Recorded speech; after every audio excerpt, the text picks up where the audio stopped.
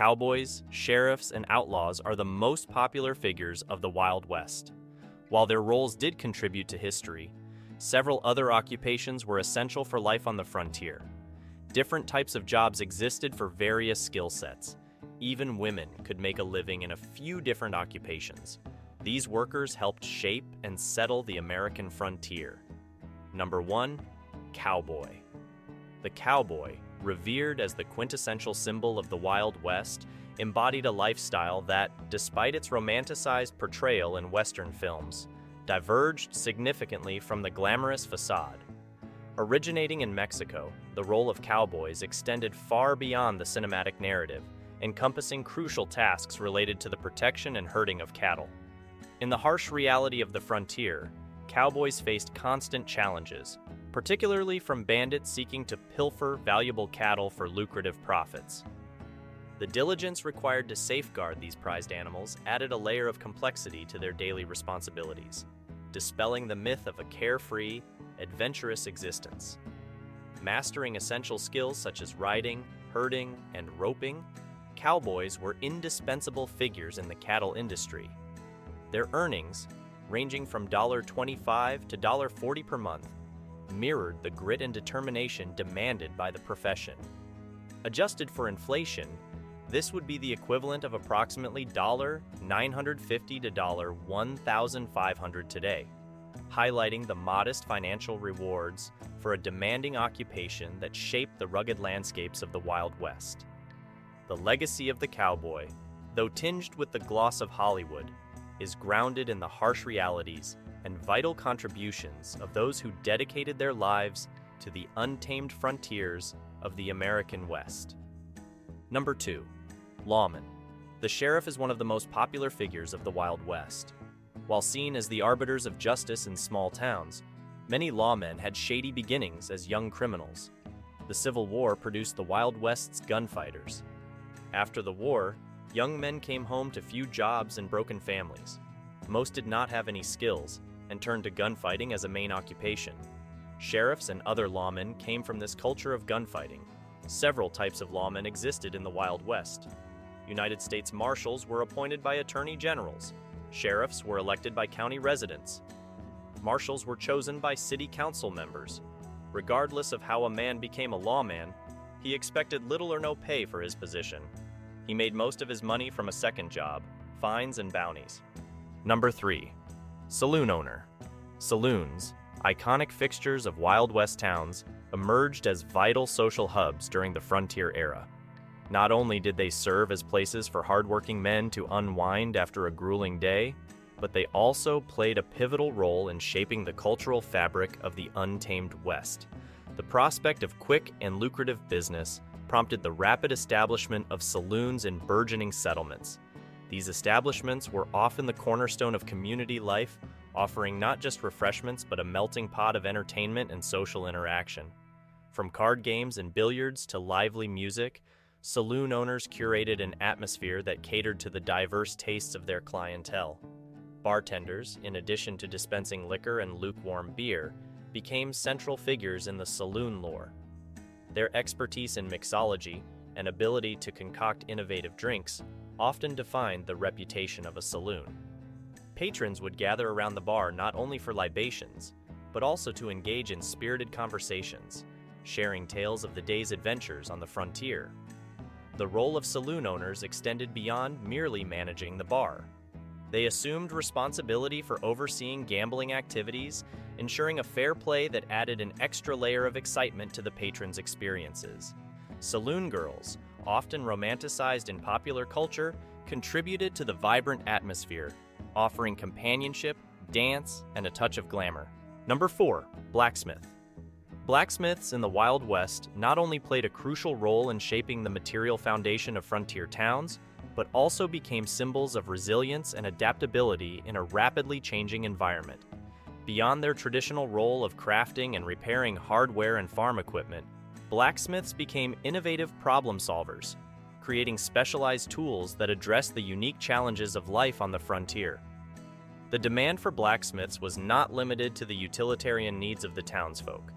As the West expanded, the development of transportation systems, such as railways and stagecoaches, brought forth new opportunities for blacksmiths.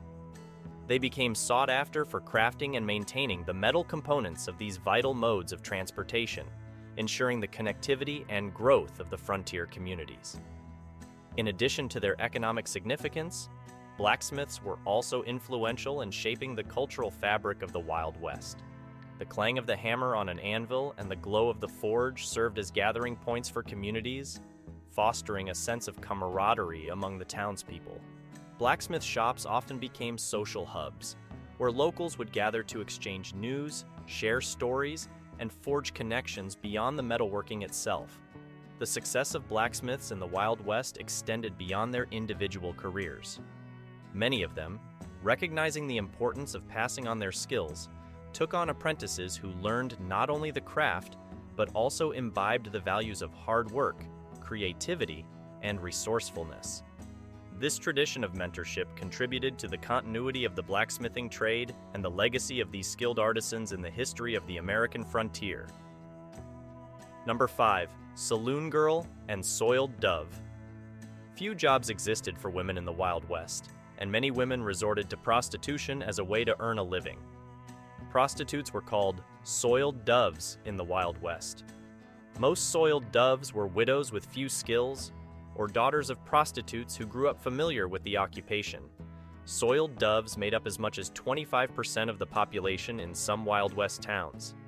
They averaged in age from 14, 30, and earned $1.05 per customer.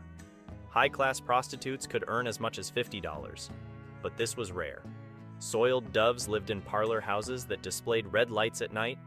A half dozen to a dozen women lived in the parlor house together. Many women married after retiring from the prostitute life, while others were married throughout their careers to saloon or brothel owners who appreciated the extra income. Many soiled doves struggled with drug addiction and suicide.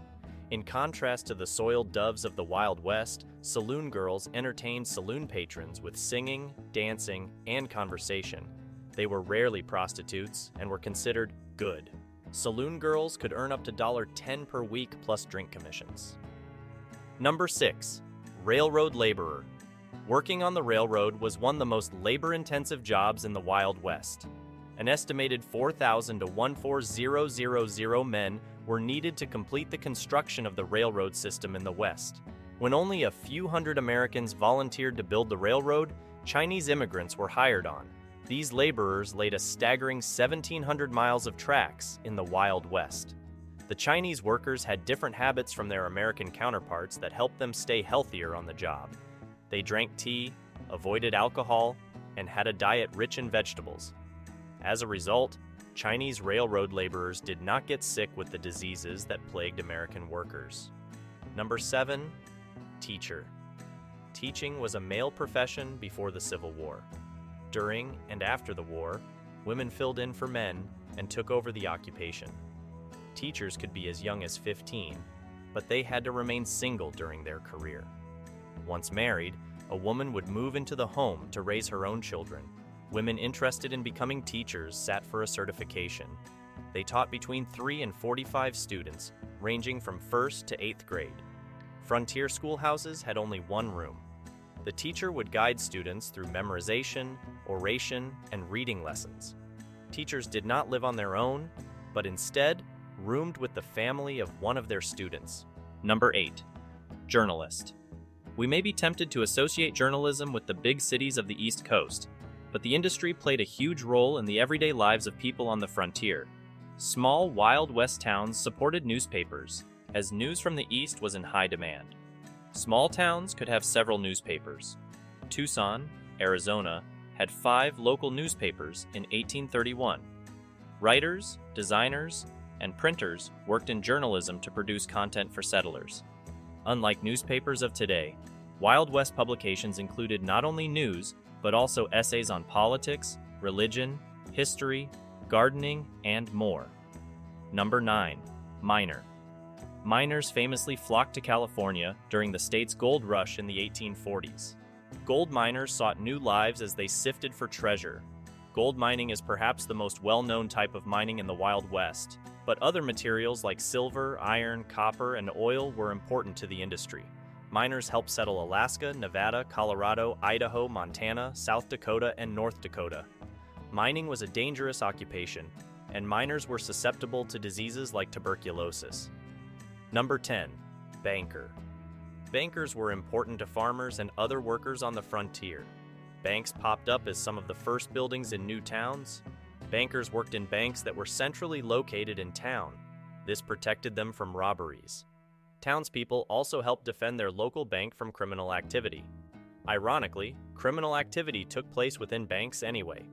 Very few regulations on banking existed in the Wild West, so fraud was relatively common.